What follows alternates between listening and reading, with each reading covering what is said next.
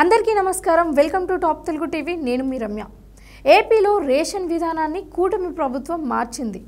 ఇంటింటికి వాహనాల ద్వారా వచ్చి సరుకుల సరఫరాను మార్చి ఇక మీదట చౌక దుకాణాల్లోనే రేషన్ సరుకుల పంపిణీ ఇస్తామని చెప్పింది. ఆ మేరకు కీలక నిర్ణయం తీసుకుంది. దాన్నే ప్రస్తుతం అమలు చేస్తోంది.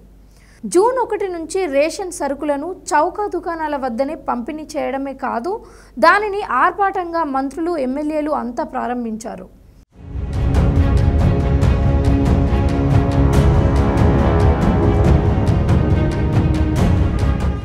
ఇంటింటికి వాహనాల ద్వారా రేషన్ సరుకు సరిగ్గా అందడం లేదని, కేవలం తూతు మంత్రంగా 30% మాత్రమే అందిస్తూ మిగిలిన దానిని పక్కదారి పట్టిస్తున్నారు అని విమర్శిస్తున్నారు.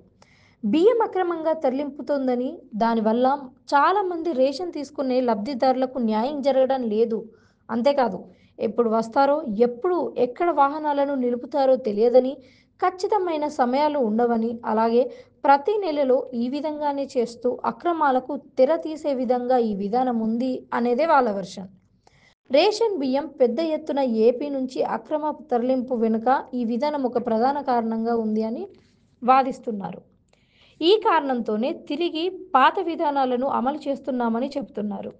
అయితే ఇంటింటికి రేషన్ సరుకులు ఇచ్చే విధానాన్ని రద్దు చేసి ఒక మంచి సేవను జనాలకు దూరం చేశారని వైసీపీ ఆరోపిస్తోంది.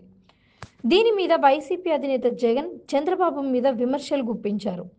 ఇదేనా మీ విజన్ అని ప్రశ్నించారు.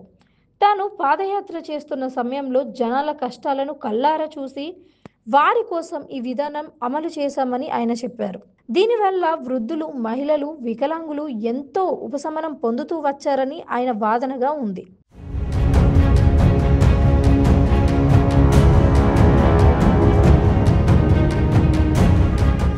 రేషన్ వాహనాల తొలగింపులో ఏకంగా 20,000 మంది ఉద్యోగాలు రోడ్డున పడ్డాయని ఆయన ఆరోపించారు. వీరంతా బీసీ, ఎస్సీ, ఎస్టీ, ఇతర బలహీన వర్గాలు అని ఆయన అంటున్నారు. మొత్తం మీద చూస్తే రేషన్ సరుకు ఇంటింటికి సరఫరా చేసే తమ విధానం బాగుంటుంది అని వైసీపీ అంటుంటే, ఆ విధానం తప్పుల తడక కాబట్టే తాము ఆ పాత విధానాన్నే మళ్ళీ పునరుద్ధరించుకున్నామని టీడీపీ కూటమి అంటోంది. సరే, ఈ రెండు విధానాలను పక్కన పెడితే జనాలు ఏమనుకుంటున్నారు అన్నదే ఇక్కడ ముఖ్యం. జనాలైతే భిన్నంగా స్పందిస్తున్నారు. పట్టణ ప్రాంతాలలో, మైదాన ప్రాంతాలలో ఉన్న లబ్ధిదారులైతే తమకు సమీపంలో రేషన్ దుకాణం ఉండడంతో తమ పనులు చూసుకొని రోజులో ఎప్పుడో ఒకప్పుడు రేషన్ సరుకులకు తీసుకునేందుకు కూటమి ప్రభుత్వం పెట్టిన విధానమే బాగుంది అని అంటున్నారు.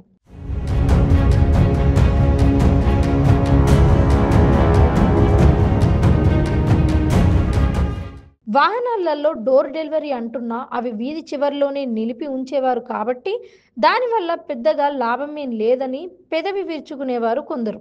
ఒకవేళ ఆ సమయానికి కనుక తాము లేకపోతే మాత్రం రేషన్ సరుకు కోసం ఇబ్బంది పడేవాళ్ళమని కూడా కొంతమంది చెప్తున్నారు. అందుకోసం వారంతా కూటమి ఇచ్చిన ఈ విధానాన్ని మద్దతుగా నిలుస్తున్నారు.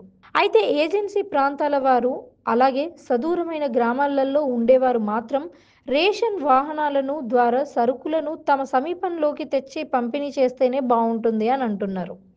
రేషన్ దుకాణాలకు తాము రావాలంటే దూరం ఎక్కువగా ఉంటుంది అని అంటున్నారు.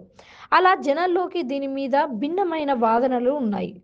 ప్రభుత్వం అయితే ఎక్కడ రేషన్ దుకాణాలు దగ్గరగా లేవో అది చూసి అక్కడ వాటిని ఏర్పాటు చేసే విధానం కొనసాగిస్తూ ఉంది. అలా కాకపోతే వాహనాలను ఆ ప్రాంతంలోకి పంపిస్తే కూడా బాగుంటుంది అని అంటున్నారు.